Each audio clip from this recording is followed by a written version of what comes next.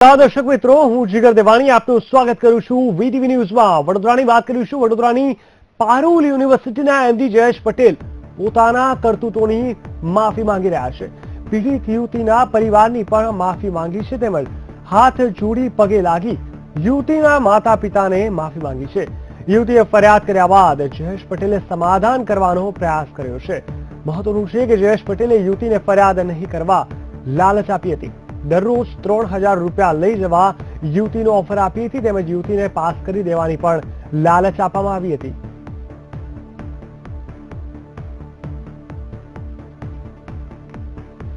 વડોદરામાં એટીએસ અને Ahmedabad crime branch Jayesh પટેલને શોધવામાં લાગી ગઈ છે। જે પ્રકારે ગંભીર ઘટના ઘટી હતી, પોલીસે તમામ પાસા તપાસી રહી છે। કહી શકાય કે આ ચર્ચાનો આ ખૂબ મોટો વિષય વડોદરામાં બન્યો હતો। નજીકના સમયમાં અમે ધરપકડ કરીશું તેવું રેન્જ આઈજીનું કહેવું છે। વડોદરામાં એટીએસ અને અમદાવાદ ક્રાઇમ બ્રાન્ચ જયેશ પટેલને શોધવામાં લાગી ગઈ છે। પોલીસ તમામ પાસા તપાસી રહી છે। આખરે જયેશ પટેલ ક્યાં છે તેની કોશિશ થઈ રહી છે। નજીકના સમયમાં જ અમે ધરપકડ કરી લઈશું તેવી રેન્જ આઈજીનું કહેવું છે। એટીએસ અને અમદાવાદ ક્રાઇમ બ્રાન્ચ જયેશ પટેલને શોધવામાં લાગી છે। જે રીતે જયેશ પટેલે 17 જૂને રાત્રે યુવતીના માતા પિતા પરિવારને મનાવવાની કોશિશ કરી હતી, ફરિયાદ પાછી લેવાની કોશિશ કરી હતી અને ત્યારબાદ તેઓ ભાગેડુ રહ્યા।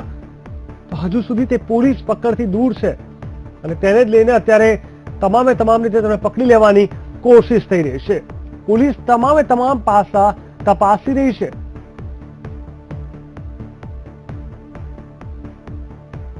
નજીકના સમયમાં જ અમે ધરપકડ કરીશું તેવું રેન્જ આઈજીનું કહેવું છે। વડોદરામાં એટીએસ અને અમદાવાદ ક્રાઇમ બ્રાન્ચ જયેશ પટેલને શોધવામાં લાગી ગઈ છે। પોલીસે તમામ પાસા તપાસી રહી છે। ગંભીર કહી શકાય શિક્ષણ જગત પર લાંછન લગાડતી આ ઘટના, જેમાં સમાજને પણ ક્યાંક ને ક્યાંક શરમમાં મુકાવવું પડ્યું પ્રકારની આ ઘટના થઈ છે અને જેને લઈને મોટા ગહેરા પ્રત્યાઘાત પડ્યા છે। તમામ રાજકીય પક્ષોથી લઈને ધારાસભ્યો પણ હવે સીએમને લેટર લખી તપાસની માંગ કરી રહ્યા છે। એ સિવાય એબીવીપી આગળ આવ્યું, મહિલા સંગઠન આગળ આવ્યું। એ સિવાય જો વાત કરવામાં આવે તો પાસ સમિતિએ પણ મોટા પાયે વિરોધ કર્યો છે। જે આ ઘટના ઘટી છે તેને લઈને હવે કેવા પ્રકારના પગલા ઉઠાવવામાં આવશે, ક્યારે તેમની ધરપકડ થશે, તેના પર સૌની નજર છે। आज अंगे વધુ વિગત આપશે અમારા સંવાદદાતા માનુ ચાવડા। માનુ, જણાવશો જે રીતે જયેશ પટેલને પકડવાની અત્યારે કોશિશ થઈ રહી છે અને પોલીસ કરી છે કે તમામ પાસા તપાસી રહી છે, ધરપકડને લઈને કોઈ ને કોઈ રીતે કોશિશ અત્યારે કરવામાં આવી છે, પરંતુ હજુ સુધી આટલી મોટી ઘટના ઘટ્યા બાદ શું કામ તે પોલીસ પકડથી દૂર છે, તે એક મહત્વપૂર્ણ સવાલ છે। જીગર, ચોક્કસ વાત છે। જે રીતે 3 દિવસ થઈ ગયા છે, હજુ જયેશ પટેલ પોલીસની પકડમાં આવ્યો નથી, ત્યારે અત્યારે જે રીતે સરકાર ઉપર પ્રેશર વધી રહ્યું છે એ પ્રમાણે અત્યારે વડોદરા રેન્જના જે આઈજી છે જીએસ મલિક, એમને પ્રેસ કોન્ફરન્સ બોલાવી છે અને એમાં જાહેર કર્યું છે કે જે રીતે આ જે વિવાદ થઈ રહ્યો છે એમાં સરકારમાંથી પણ પ્રેશર છે કે વહેલી તકે એને પકડવામાં આવે અને એના અનુસંધાને જ અમદાવાદ એટીએસ અને અમદાવાદ ક્રાઇમ બ્રાન્ચની પણ અત્યારે મદદ લેવામાં આવી છે। ક્રાઇમ બ્રાન્ચ અને એટીએસની ટીમો પણ જયેશ પટેલને શોધવાના કામે લગાડવામાં આવી છે। આ કિસ્સામાં મુખ્ય વાત એ છે કે જે જીએસ મલિકે એવું જાહેર કર્યું છે કે ગુજરાતમાં કદાચ પ્રથમ ઘટના એવી હશે કે 164 મુજબના ફરિયાદી અને એના જે સાક્ષીઓ છે એમના નિવેદન મેજિસ્ટ્રેટ સમક્ષ લેવામાં આવે છે અને આખા કેસને મજબૂત રીતે તૈયાર કરવામાં આવે છે અને જયેશ પટેલની તપાસ હાથ ધરવામાં આવી છે। જયેશ પટેલ એક સમાચાર છે કે પટના બાજુ છુપાયો એવી આશંકા છે। પોલીસ એ દિશામાં પણ તપાસ કરી રહી છે, પરંતુ જયેશ પટેલને વહેલી તકે ઝડપી પાડવા માટે અત્યારે હાલ અમદાવાદ એટીએસ અને ક્રાઇમ બ્રાન્ચની ટીમો, આ ઉપરાંત વડોદરા રૂરલ પોલીસની પણ 5 જેટલી ટીમો બનાવવામાં આવી છે અને આ ટીમો અત્યારે હાલ જયેશ પટેલને શોધી રહી છે। જીગર, બિલકુલ સમગ્ર માહિતી આપવા બદલ ધન્યવાદ। તો એટીએસ અને અમદાવાદ ક્રાઇમ બ્રાન્ચ અત્યારે જયેશ પટેલને શોધવા લાગી છે।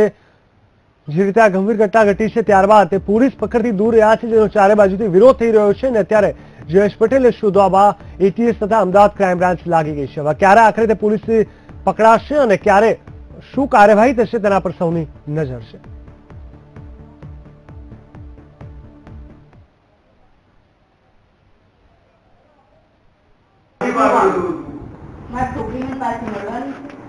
એવું મેં કર્યું નહીં એટલે કહું છું। અરે તું નથી કર્યું ને તું કર્યું એ બધી મને ખબર છે, બધી મને ખબર છે।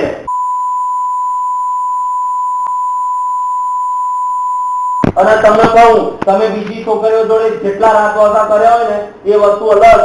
આ છોકરીની જે જિંદગી બરબાદ કરીને, જે તે જિંદગી બરબાદ કરીને હું 100% મને પોલીસ વાળાએ કહ્યું બી ખરું કે તમે આ બધામાં ના પડશો। મેં એના ચોખ્ખું કહ્યું પોલીસ વાળા નથી. છોકરીનો પ્રશ્ન છે આ તો. હા. બોલાવો સર પેલા રેકોર્ડને બોલાવો. અને એક મિનિટ, એના બોલાવતા પહેલા હું તમને એક જ વાત કહું. અંકુરભાઈ બેસો. એક મિનિટ. ના, ના, બેસો પહેલા. તમારે તમે જે કામગીરી કરી છે એનો મારે તમને એકવાર હજુ બી તમે એવું જોયું કે જે માણસે આવો રેપ કર્યો હોય તેના જોડે એના મમ્મી પપ્પા ને એનો ભાઈ આ રીતે શાંતિ સોફામાં જોડે બેસીને વાત કરે એવું જોયું? સીધો શું થાય? હુમલો થાય. તમારા પર ખરો હુમલો? કોઈ બાર બીજા લુખ્ખા તત્વો આયા અહીં કેર મચાવવા માટે? કોઈ આયા? તમારી પાસે ભલે સિક્યોરિટી તમે મારી છોકરીની જિંદગી મારો ફોન સતત ચાલુ ફોન હતો. હું આજે બાલાસોની થી આજે 130 ની સ્પીડે આજે નાઠો છું. શેના લીધે અમને એટલા શું માહિતી પડ્યું? હવે એ તો મને એની ખબર નહીં એને શું થયું મનમાં આજે તમે કેટલા વખત બોલાવી છે? માફી માંગી લઉં તમારી માફી માંગવાનો કોઈ સવાલ નથી. માફી નહીં. બરાબર? કાલે સવારમાં સાંભળો તમે. જિંદગીનો સવાલ છે મારી છોકરી. કાલે સવારમાં મારી જિંદગી લઈ લો બીજું હું શું તમારી જિંદગી લઈને અમે શું કરીએ? અમે શું કરીએ તમારી જિંદગી લઈને? અમે જિંદગી તો પૂરી થઈ ગઈ પણ કોકની જિંદગી બરબાદ શું ના જિંદગી કરો. બરબાદ કરે છે કોઈ? એવું મનમાં બી ના હોય કરવા. હા, તમે જે કામગીરી કર્યું છે કે પેલા હું તમને એટલું જ કહું છું અત્યારે સામેથી, તમે આગળ માનવા તૈયાર નથી, તમે કશું નથી કર્યું. હું માફી માંગેલું છું પછી અમારી તો માફારી નથી ને તમે. હા. એ છોકરીના મગજમાંથી જિંદગી ભર આ આઘાત જશે. મારે કેસ થાય હું મરી જ જઉં એને છોકરાને suicide કરવું એ પડે મારે. છોકરીનું જેના જોડે એન્ગેજમેન્ટ થયું એ કરશે આ? ના કરતી છે. તો તમે રાખશો હવે એને? તમારા કેટલા છોકરા છે? મારે 3 છોકરો છે કેવડા કેવડા છે? અને છોકરો ને છોકરો છે.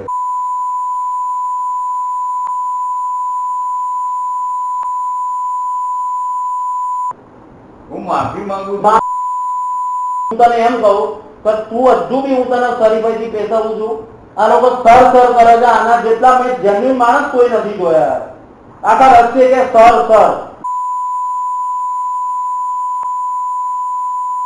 બસ આ.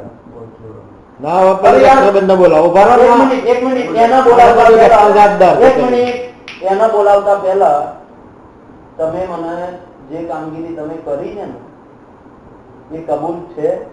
તમે કબૂલ કરાવો તો કબૂલ છે. ચલો કરાવું તો નહીં. હું માફી માંગુ એક છું.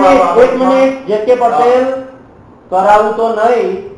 બાય ફોર્સ કરાવવાનો પ્રશ્ન જ નથી. એ તો મેડિકલ ટેસ્ટમાં આવશે. આવશે અને હા. મેડિકલ ટેસ્ટ કોઈ બી સંજોગોમાં ગમે એટલા રૂપિયા નાખ્યા પછી તો કહી શકાય કે આ ગંભીર ઘટનાને લઈને હવે એટીએસ અને અમદાવાદ ક્રાઇમ બ્રાન્ચ જયેશ પટેલને શોધવામાં લાગી ગઈ છે. પોલીસે તમામ પાસા તપાસી રહી છે. કહી શકાય કે નજીકના સમયમાં જ અમે ધરપકડ કરીશું તેવું રેન્જ આઈજીનું કહેવું છે. ઇન્સ્ટિટ્યૂટના પ્રમુખ જયેશ પટેલે જે આ બળાત્કારના ગુના જે નોંધાયા એમાં પોલીસની જે કામગીરી છે એ ખૂબ જ પ્રશંસનીય રહી છે. પોલીસની તત્પરતા એટલે આપ જુઓ કે રાતના એ લોકોએ એપ્રોચ કર્યા, પોલીસે તરત જ એફઆઈઆર નોંધી, તરત જ કાર્યવાહી કરી છે. એટલી પ્રોમ્પ્ટલી કાર્યવાહી કરી છે. ટીમો બનાવી જયેશ પટેલને પકડવા, જે એના રેક્ટર હતા ભાવનાબેનને પકડવા પોલીસે ટીમો બનાવીને દોડાવી અને ભાવનાબેન મળી ગઈ. અત્યારે જયેશ પટેલની પણ શોધખોળમાં પોલીસને એટીએસની પણ હેલ્પ લઈ રહી છે, ક્રાઇમ બ્રાન્ચની પણ હેલ્પ લઈ રહી છે અને આપની પણ ટીમો છે. આપણે બધા પાસાઓ એના પકડવા માટેના કોઈ કમી નથી. અને હું આ પણ કહેવા માંગુ છું કે આમે જે કોઈ તમે લખો છો કે આ કોઈ પ્રેશર, આવું કોઈ પ્રેશર નથી. પ્રેશર આવે છે તો એ રીતે ઝડપથી કાર્યવાહી, કડક કાર્યવાહી કરો. આ એકનો સવાલ નથી. આ આખા આપણા માટે પણ એ પોલીસ માટે પણ બહુ અગત્યના મુદ્દા છે. મારી છોકરીને પાછી મળવાની છે. યુનિવર્સિટીના પૂર્વ એમડી જયેશ પટેલનું કબૂલાતનામું સામે આવ્યું છે. અમે જે પ્રકારે આપને વિડીયો ક્લિપ બતાવી તેમાં સ્પષ્ટપણે જોવા મળ્યું કે જયેશ પટેલ વારંવાર કગરી રહ્યા હતા, માફી માંગી રહ્યા હતા, આજીજી કરી રહ્યા હતા કે કોઈ પણ કિંમતે બસ તેમની ફરિયાદ પાછી લઈ લેવામાં આવે. પરંતુ અહીંયા સવાલ એ થાય છે કે આ વ્યક્તિની આટલી હિંમત પણ કેવી રીતે થઈ શકે કે આટલું દુષ્કૃત્ય કર્યા બાદ તે યુવતીના પરિવારજનોને મળે છે? આખરે ક્યારે શું સજા થશે તે જોવું રહ્યું.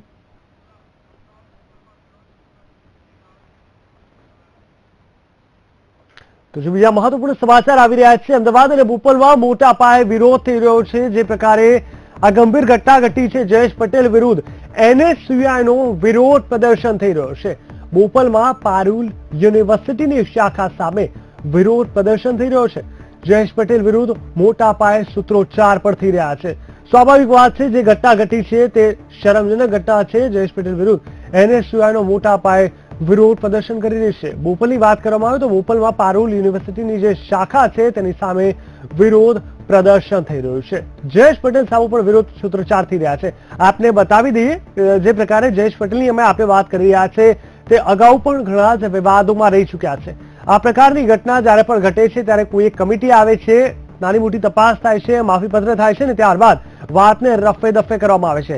જયેશ પટેલ જે રીતે મોટું માથું છે, કોઈને કોઈ રીતે રાજકારણમાં સંકળાયેલા વ્યક્તિ હોવાનું બહાર આવ્યું છે, તે જોતા ક્યાંક ને ક્યાંક આખી ઘટનામાં પણ એ ડર સમાયેલો છે કે શું આ વખતે ફરી એકવાર ભીનું તો નહીં સંકેલી દેવામાં આવે. અને એટલા જ માટે ચારે બાજુથી વિરોધનો સૂર ઊંચે જઈ રહ્યો છે, જેથી કરીને કોઈ પણ કિંમતે તેમને છોડવામાં ન આવે.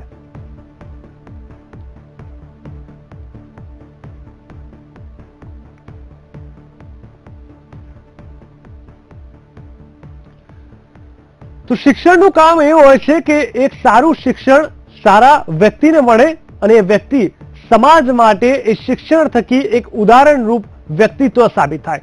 પરંતુ એ જ શિક્ષણ પૂરું પાડતી સંસ્થામાં જ્યારે સમાજ વિરુદ્ધ જઈને સમાજને લાંછન લગાડે એ પ્રકારની જો ઘટના ઘટાડવામાં આવે તો સવાલ એ જ ઉભો થાય છે કે સમાજ કઈ દિશામાં જઈ રહ્યો છે.